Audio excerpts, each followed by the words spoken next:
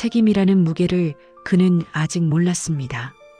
1997년 겨울, 한강의 기적이라 불리던 시대가 막을 내리고 있었습니다. IMF라는 이름의 폭풍이 몰려왔고 어느 중소기업 사장이 쓰러졌습니다. 그리고 25 청년에게 하루 만에 모든 것이 떨어졌습니다. 강태풍? 경찰서를 밥 먹듯 드나들던 날라리가 어떻게 회사 사장이 되었을까요? 그 이야기를 지금 시작합니다. 1997년 압구정, 화려한 네온 사인이 서울의 밤을 밝히고 있었습니다. 클럽의 문이 열렸습니다. 인파가 갈라지기 시작했습니다. 조르지오 아르마니를 걸친 청년. 강태풍? 삐삐는 밤낮 없이 울렸고 그의 등장만으로 클럽의 분위기는 절정에 달했습니다. 10점 만점에 10점짜리 외모. 압구정에서 그를 모르면 간첩이나 마찬가지였습니다. 밤의 클럽. 새 옷을 입은 강태풍은 우연히 불량한 물이 표현준무진성과 엮이게 됩니다. 작은 오해는 곧 폭력으로 번지고 피로 물든 셔츠는 태풍의 자존심에 상처를 냅니다. 하지만 그날 밤도 어김없이 싸움이 터졌습니다. 주먹이 오갔습니다. 술병이 깨졌습니다. 비명이 울려 퍼졌습니다. 그리고 경찰차의 사이렌 소리가 클럽을 가득 채웠습니다. 경찰서 조사실. 차가운 형광등이 여러 부모들의 지친 얼굴을 비쳤습니다. 합의를 종용하는 경찰하지만 강태풍의 아버지는 단호했습니다. 강진영은 아들의 잘못을 감싸지 않습니다. 합의는 없다. 죄를 지었으면 벌을 받아야 한다. 태풍 입을 열었습니다. 내다 버린 자식에게 빨간 줄 하나쯤이야. 대수냐는 차가운 말이 공기를 얼렸습니다. 하지만 사건은 표현준의 아버지 표바코가 덮어버리죠. 이 장면은 세대 간의 가치 차이와 권력의 냄새를 동시에 보여줍니다. 26년간 태풍 상사를 운영하며 쌓아온 신뢰. 그것이 아들의 실수를 덮어준 순간이었습니다. 경찰서를 나온 세 사람 공기는 무거웠습니다. 아버지의 분노가 폭발하기 시작했습니다. 아무리 정신없이 살아도 부모를 경찰서로 불러냈으면 최소한 미안하다는 말은 해야 하는 것 아니야. 아버지의 질책이 쏟아졌습니다. 태풍은 대답하지 않았습니다. 아버지를 바라보는 그의 눈빛은 여전히 반항적이었습니다. 1절 끝났어. 강태풍의 말이 침묵을 깼습니다. 그리고 태풍의 입에서 나온 것은 10,000원을 달라는 요구였습니다. 경찰서를 나오자마자 돈을 요구하는 아들. 아버지의 손이 태풍을 뺨을 후려쳤습니다. 이런 자식이 한심스럽게 느꼈습니다. 그런 아버지를 뒤로 한 채 태풍은 자신의 꿈이 있는 곳을 향합니다. 강태풍만의 꿈의 장미정원에 혼자 앉은 태풍. 처음으로 아버지에게 맞았습니다. 왜 싸웠는지도 묻지 않고. 서운함이 가슴을 파고들었습니다. 하지만 그것을 표현할 방법을 그는 몰랐습니다. 다음 날 아침, 아버지는 아들의 자는 모습을 봅니다. 활짝 핀 코스모스 화병을 보고 입가에 미소가 번집니다. 그리고 아버지의 구두가 반짝반짝 빛났습니다. 밤새 닦아놓은 구두. 아버지는 강태풍을 믿고 있었습니다. 그것이 강태풍이 할 수 있는 유일한 사랑의 표현. 말없는 사과. 서툴고 어설픈 하지만 진심이 담긴 것을 아무도 몰랐습니다. 날라리 강태풍에게 진짜 꿈이 있다는 것을. 강태풍의 온실. 그곳에는 파란 장미가 자라고 있었습니다. 정확히는 보라빛에 가까운 파란색. 수입 장미가 아닌 완전한 한국산 장미를 만드는 것. 국산 장미 1호. 그것이 강태풍에 숨겨진 야망이었습니다. 거의 다 왔어. 보여줄 거야, 곧. 아버지께 인정받고 싶었습니다. 겉으로 드러내지 못했지만 온실의 장미들은 그의 간절함을 알고 있었습니다. 하지만 그 곧은 영원히 오지 않을 운명이었습니다. 태풍 상사의 먹구름이 드리웠습니다. 기송화학의 어음이 부도가 났습니다. 26년 동안 한 번도 밀린 적 없던 직원들의 급여가 늦어질 상황이었습니다. 강진영의 얼굴에 깊은 주름이 새겨졌습니다. 자식처럼 아끼던 직원들 앞에서 고개를 숙여야 했습니다. 하지만 직원들은 오히려 사장님을 위로했습니다. 요즘 어느 회사가 월급 안 밀리냐며 자신들이 지켜보겠다는 말에 강진영의 눈시울이 붉어졌습니다. 이것이 진짜 가족이었습니다. 26년이 만든 신뢰였습니다. 그날 밤 강진영이 쓰러졌습니다. 태풍은 아버지의 곁을 지키고 있었습니다. 병원으로 전화가 왔습니다. 친구의 다급한 연락에 그는 병원을 떠났습니다. 간호사에게 번호를 남기고 금방 돌아오겠다는 약속을 했습니다. 그리고 클럽으로 향했습니다. 그것이 마지막이 될 줄도 모른 채 태풍아, 아버지의 마지막 말을 듣지 못했습니다. 병원 복도에서 울려 퍼진 간호사의 외침. 하지만 그곳에 태풍은 없었습니다. 클럽에서 친구의 다급한 목소리를 들었을 때 이미 늦었습니다. 병원으로 달려갔습니다. 복도에서 어머니가 울고 있었습니다. 어디 갔었어? 엄마의 물음에 대답할 수 없었습니다. 강진영은 세상을 떠났습니다.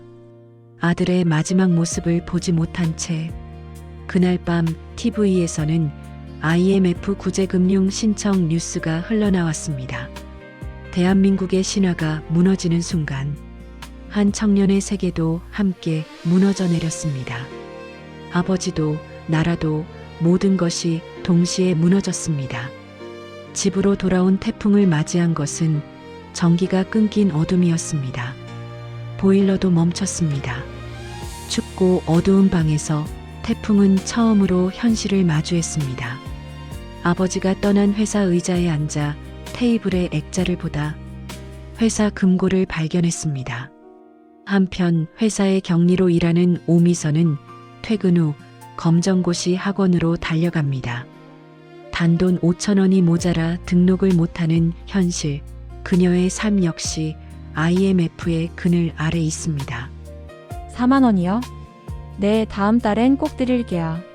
소녀가장인 격리 오미선, 치매 걸린 할머니와 동생 둘을 책임지는 가장, 자신의 꿈을 뒤로 한 채 태풍 상사의 격리로, 사장 강진영의 신임받는 IQ 200의 직원이다. 태풍은 격리 오미선의 도움으로 알아낸 비밀번호 2071, 100년 기업을 꿈꾸던 아버지의 희망이 숫자에 새겨져 있었습니다. 금고 문이 열렸습니다. 그곳에는 직원들 명의의 적금 통장들이 가지런히 정리되어 있었습니다. 26년 동안 강진영이 몰래 쌓아온 직원들을 위한 안전장치였습니다. 그리고 태풍의 이름이 적힌 통장, 그 옆에 놓인 편지 한 장, 손이 떨렸습니다. 나의 아들 태풍에게 아버지는 너의 꿈을 응원한다. 다만 알려주고 싶었단다. 내가 직접 부딪히고 이겨내서 얻어지는 것들만이 내 것이라 부를 수가 있다는 걸 기억해라. 결과보다 중요한 건 사람이다. 우리들이 꽃보다 더 향기롭고 돈보다 더 가치 있다. 내 소원은 이것이다. 아들아, 한결같이 행복하거라. 눈물이 편지 위로 떨어졌습니다. 아버지는 알고 있었습니다. 온실의 파란 장미를, 아들의 간절한 꿈을, 겉으로 드러내지 못하는 서툰 사랑까지도 모든 것을 알고 계셨습니다. 그리고 기다리고 계셨습니다. 아들이 직접 보여주기를, 아들이 스스로 일어서기를. 다음 날 아침, 정장을 차려입은 태풍이 오미선을 찾아왔습니다. 일을 배우고 싶다는 말에 오미선의 눈빛이 흔들렸습니다. 경찰서에서 10,000원 달라던 청년이 이렇게 고개를 숙이고 배움을 청하고 있었습니다. 사장님께서 마지막으로 남기신 말씀이 있었거든요. 태풍이 자라낼 거야. 강진영은 믿고 있었습니다. 마지막 순간까지. 그날부터 태풍은 달라졌습니다. 회사에 출근하고 장부를 배우고 거래처를 익혔습니다. 직원들의 눈빛이 조금씩 변하기 시작했습니다. 도련님에서 사장님으로 대방섬유 납품의 날이 왔습니다. 회사의 마지막 희망이었습니다. 이 거래가 성사되면 밀린 급여를 줄 수 있었습니다. 태풍과 격리 오미선은 대방섬유 사무실에 먼저 도착했습니다. 하지만 뭔가 이상했습니다. 30년 된 회사치고 너무 깨끗한 사무실, 겨울인데도 두꺼운 잠바를 입은 직원들, 세월의 때가 없었다. 텅 비어 있는 쓰레기통과 서류함들, 그리고 뽑혀 있는 전화선. 태풍의 본능이 경고했습니다. 오미선에게 다급한 목소리로 속삭였습니다. 팩스를 보내지 말아요. 절대 도장을 찍으면 안 돼요. 그리고 밖으로 다급히 나갑니다. 태풍은 달리기 시작했습니다. 납품 차량을 온몸으로 막았습니다. 필사적이었습니다. 며칠 후 대방섬유는 부도가 났습니다. 만약 그날 납품했다면 태풍 상사도 함께 무너졌을 것입니다. 직원들의 눈빛이 완전히 달라졌습니다. 날라리 도련님이 회사를 살렸습니다. 하지만 태풍 상사 앞에 놓인 길은 여전히 험난했습니다. IMF의 칼바람이 거세게 불어왔고 연대보증이라는 족쇄가 목을 조여오고 있었습니다. 거래처들이 줄줄이 무너지고 은행은 대출을 회수하겠다고 압박했습니다. 25 청년에게는 너무나 무거운 짐이었습니다. 결과보다 사람이 중요하다. 아버지의 말이 가슴에 새겨졌습니다. 태풍은 알았습니다. 자신이 지켜야 할 것이 무엇인지. 회사가 아니었습니다. 건물이 아니었습니다. 26년 동안 아버지와 함께 일해온 사람들, 그들의 가족들, 그들의 삶. 그것이 진짜 태풍 상사였습니다. 국산 장미 1호의 꿈은 언제쯤 이루어질 수 있을까요? 그리고 아버지가 믿었던 이 청년은 과연 26년의 유산을 지켜낼 수 있을까요? 폭풍이 몰아치고 있었습니다. 하지만 강태풍이라는 이름이 의미하는 것처럼 그는 폭풍의 한가운데서 중심을 지킬 것입니다. 하루 만에 사장이 된 남자의 이야기. 이제 진짜 시작입니다. 곧 모든 것이 뒤바뀔 더 큰 폭풍이 몰려오고 있었습니다. 태풍은 과연 연대보증의 덫에서 벗어날 수 있을까요? IMF의 칼바람 속에서 태풍 상사는 살아남을 수 있을까요? 오미선과 태풍의 관계는 어떻게 발전할까요? 그리고 아버지 강진영이 아들에게 남긴 이 한마디가 결과보다 사람이 중요하다. 앞으로 강태풍의 모든 선택을 이끌어갈 것입니다. 다음 이야기가 궁금하시다면 구독 부탁드립니다.